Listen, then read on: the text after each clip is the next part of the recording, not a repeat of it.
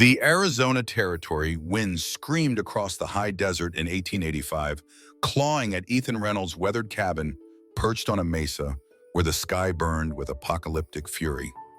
At 45, Ethan was a man forged by betrayal, his face etched with lines deep as the canyons below, his green eyes sharp yet haunted. The former Civil War medic now lived as a solitary rancher, his medical skills buried alongside his trust in humanity. Shadows of his past loomed larger than the storm clouds gathering overhead. Matthew, his fellow officer and secret lover during the war, had exposed Ethan's true nature to save his own reputation. The military discharge papers hidden beneath floorboards testified to his disgrace. Later, his blood brother Jesse led a rustler gang that stole his herd and burned his first ranch to ashes, using Ethan's secret as leverage against any legal recourse. Now Ethan trusted only his Winchester and his mare, his heart as barren as the scrub lands surrounding his fortress of solitude. His sole keepsake was a silver pocket watch, its face scratched and weathered, a gift from his father who had whispered, "Be true to yourself," before his passing. The watch had stopped at the exact hour Ethan had found his first home in flames. Oak Ridge, the nearest town, required a dangerous 20-mile ride through sagebrush and rattlesnake dens. There, Ethan traded pelts for bullets and salt, his silence warding off questions from townsfolk who whispered about the strange hermit with educated hands. His homestead featured log walls that groaned in protest against the elements, a corral for his loyal mare, and a stubborn garden fighting the arid soil for existence, much like Ethan himself. Victorian America had no place for men like him. The wilderness, at least, passed no judgment. Ethan had crafted an existence between heartbeats, between breaths alive but not living. His medical bag gathered dust in a trunk, sealed away like his capacity for connection. The isolation suited him, or so he told himself on nights when memories crowded too close. He'd become adept at silencing the physician within, the part that once believed in healing rather than merely surviving. His hands, once steady with sutures and splints on battlefield hospitals, now calloused from ropes and rifles. Sometimes, against his better judgment, he still treated injured travelers who stumbled upon his remote homestead. A broken arm set for a passing prospector, fever medicine for a Mexican family's child. Each act of mercy followed by a swift return to solitude, refusing payment beyond basic supplies, rejecting gratitude that might forge unwanted connections. Behind his stoic exterior, memories flickered like lantern light, his mother's secret work with indigenous tribes, teaching medicine while learning their healing ways. Elizabeth had possessed rare courage, hosting clandestine meetings with Cherokee healers in their cellar, while his physician father attended society functions. "Healing isn't owned by any one people," she'd whispered, showing young Ethan how to identify medicinal plants. "And neither is compassion. But fate has ways of dismantling even the most carefully constructed isolation." As thunder growled and lightning split the sky that fateful evening, Ethan could not know that the approaching storm would bring more than rain to his doorstep. It would bring a chance to heal his fractured soul. Would you risk everything for a second chance at family, for stories that touch your heart and heal your soul? Subscribe to Heart Stories, where we explore the uncharted territories of human connection. The cabin door rattled like a warning. The storm reached its violent crescendo. Ethan reached for his rifle when two silhouettes materialized through sheets of rain. Boys Cherokee, from their appearance, their clothes soaked and bodies shivering. The elder, perhaps 15, stood protectively before his younger companion. Dark, intelligent eyes met Ethan's with a mixture of defiance and desperation.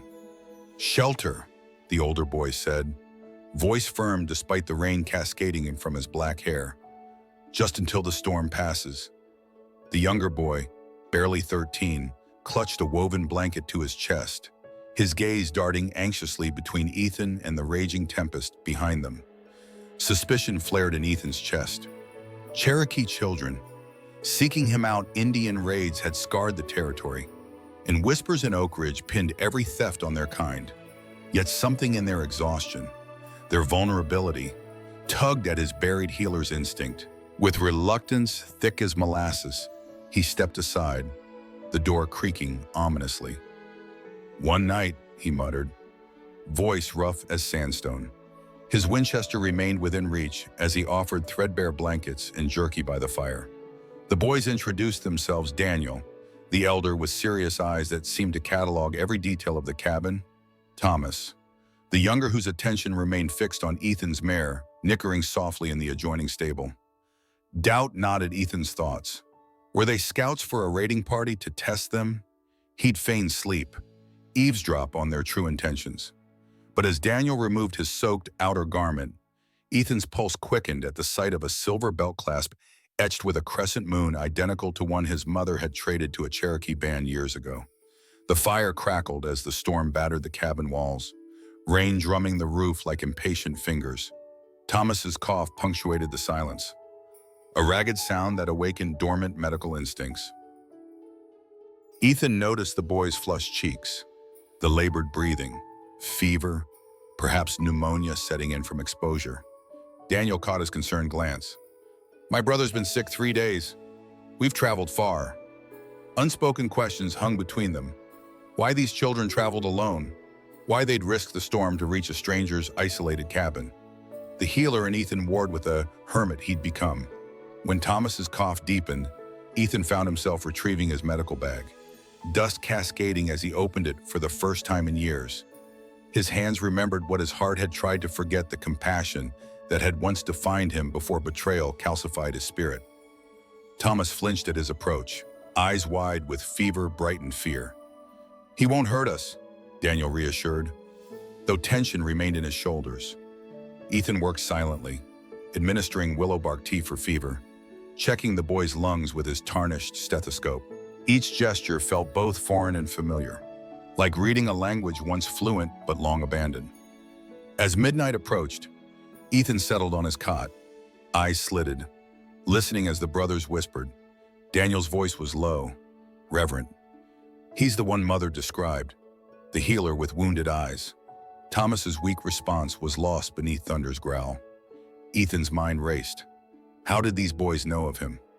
What connection existed between them and the silver clasp that mirrored his mother's trading piece? Suspicion warred with curiosity as thunder rattled the windows. The younger boy's fever worried him. Childhood pneumonia could turn deadly within days. Despite his better judgment, Ethan knew he couldn't send them back into the storm, regardless of their intentions.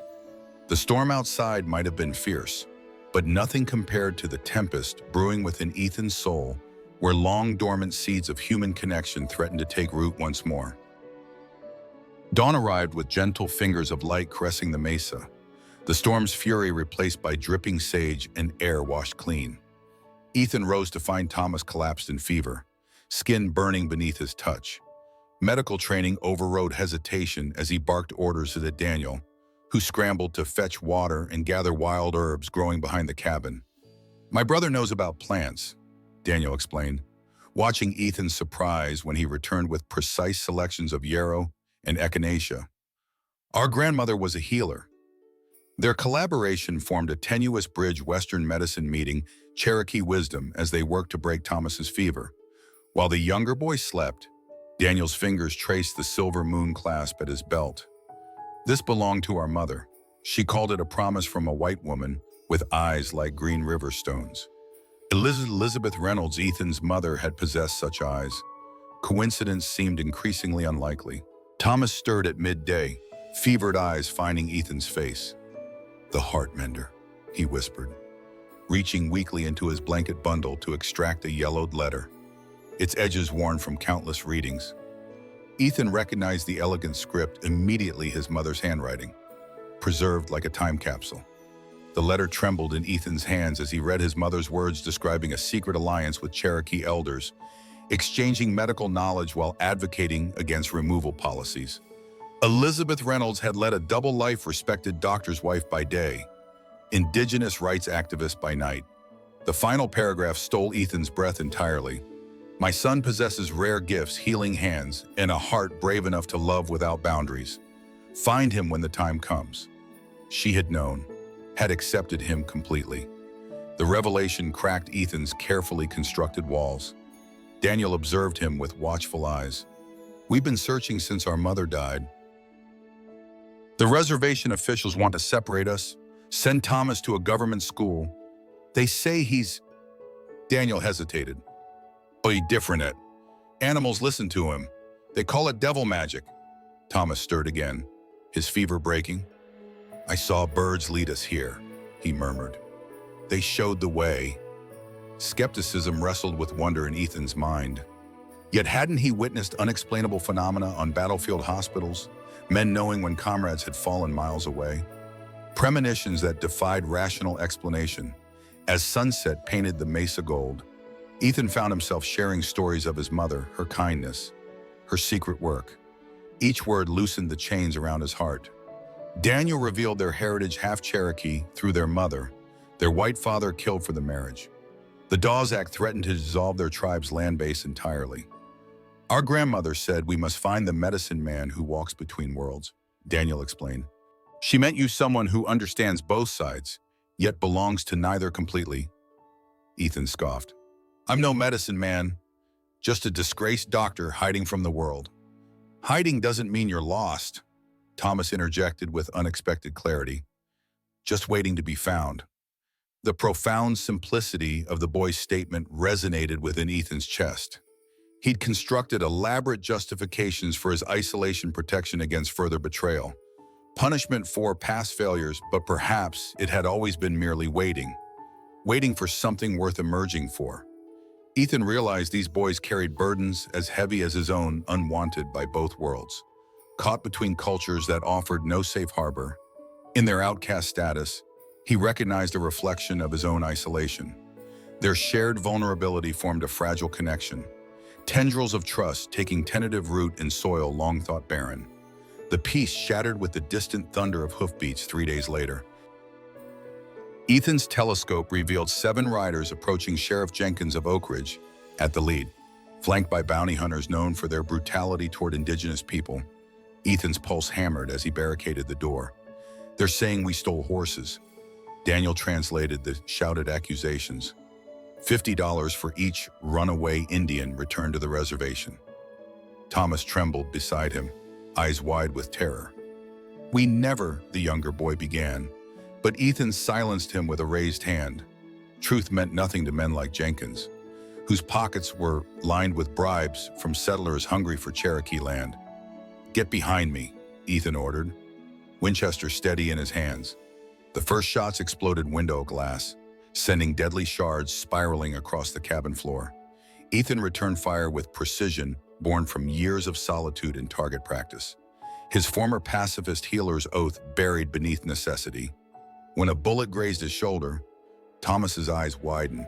The boy whispered something in Cherokee, then slipped through the back window despite Daniel's protests. Ethan had no time to retrieve him. Jenkins and his men pressed closer, threatening to burn them out. The attack's momentum changed with the primal howls echoing from surrounding ravines. A pack of wolves materialized like gray ghosts, circling the posse, driving horses to panic. Ethan watched in disbelief as Thomas emerged from sagebrush, walking untouched among the predators, his hands outstretched as if conducting nature's orchestra. Jenkins fired at the boy in terror, but Ethan's bullet found the sheriff's shoulder first. The bounty hunters retreated in superstitious fear, dragging their wounded leader.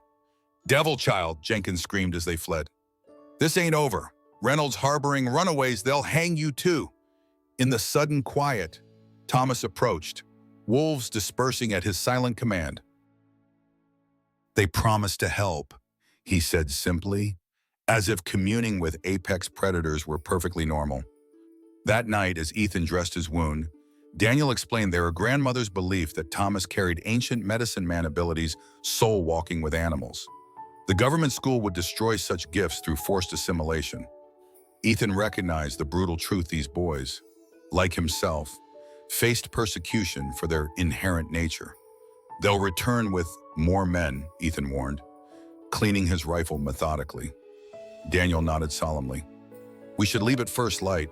We brought enough trouble to your door. Thomas looked up from where he sat cross-legged by the fire. But we just found him.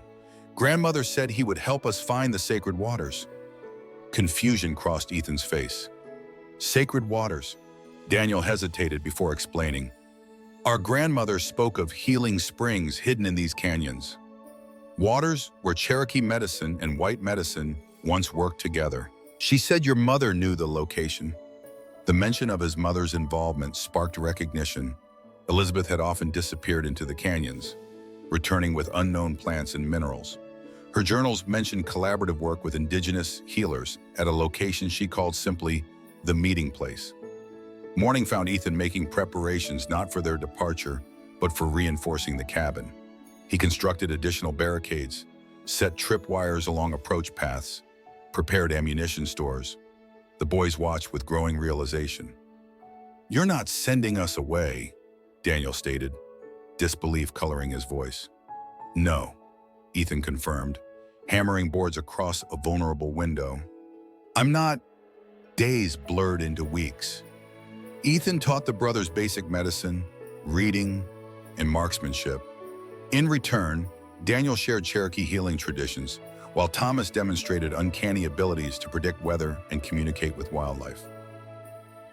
Nightmares that had plagued Ethan for years began to recede as laughter and almost forgotten sound occasionally filled the cabin. The full moon illuminated the mesa on the anniversary of Ethan's arrival in the territory.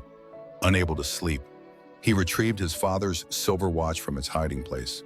The timepiece had always refused to restart, as broken as Ethan's faith in humanity. Tonight, something compelled him to pry open the secret compartment beneath the watch face, revealing a meticulously folded map on rice paper. Ethan woke the boys at first light. Together they deciphered his mother's coded markings leading to a hidden canyon 10 miles west, where natural springs emerged from ancient rock. The arduous journey revealed a network of caves containing remarkable treasures, journals documenting generations of combined medical knowledge, seeds from plants thought extinct, and letters between Elizabeth Reynolds and Cherokee elders planning a sanctuary for both cultures. The final cave contained a surprise, a fully equipped field hospital from the Civil War era, preserved in the desert's dry embrace.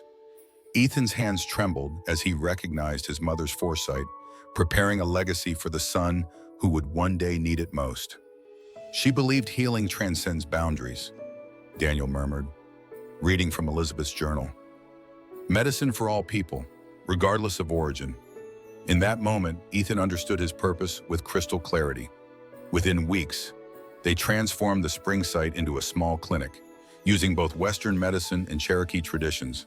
News traveled through mysterious channels, first bringing desperate Cherokee families avoiding government schools, then settlers too poor for town doctors. Jack Cooper, a widowed blacksmith from Oak Ridge, arrived with his daughter's broken arm. Unlike other townspeople, he showed neither fear of Thomas's connection with animals nor disgust at Ethan's gentle manner. His return visits brought supplies and eventually lingering conversations by firelight that awakened feelings Ethan had thought forever buried. Sheriff Jenkins made one final attempt to destroy their sanctuary, leading 20 armed men. But this time, they faced an unexpected resistance, settlers and Cherokee standing together, protecting the clinic that had saved their loved ones. The confrontation ended without bloodshed when Jenkins's own deputy testified to the sheriff's corruption. The homestead expanded as more families settled nearby, creating a community where children of both cultures played together while elders exchanged knowledge. Daniel apprenticed formally under Ethan, his healing talents blossoming. Thomas established wildlife sanctuaries, his gift recognized as sacred rather than feared. And Ethan, the man who once trusted nothing but solitude, found himself surrounded by family bound not by blood, but by choice. Jack's hand often found his when patients were asleep and stars reclaimed the sky, their unspoken connection deepening with each passing season. 1 year became 5, then 10. The Mesa community flourished, recognized by territorial authorities as a legitimate settlement with its own school where children learned both English and Cherokee. Daniel, now 25, traveled to medical school back east, returning with formal credentials. Thomas, 23, became known throughout the territory as a gifted veterinarian and wildlife expert. His connection with animals integrated into scientific practice rather than dismissed as superstition. Ethan's silver watch, once frozen in tragedy, now ticked steadily on his nightstand. Jack had repaired it with the same careful hands that had built their shared cabin larger than Ethan's original structure, with a proper surgery attached and windows facing the sunrise. The inscription inside the watch case had been carefully preserved. Be true to yourself. Perhaps the greatest medicine isn't found in pills or poultices, but in the courage to open one's heart after devastation, to build bridges where society erected walls. What wounds in your life might heal if given the chance to trust again? What family might you create beyond traditional boundaries? For more stories that challenge conventions and celebrate courageous hearts, subscribe to Heart Stories, where every tale reminds us that family is what we make it, and healing begins when we brave enough to love without limits.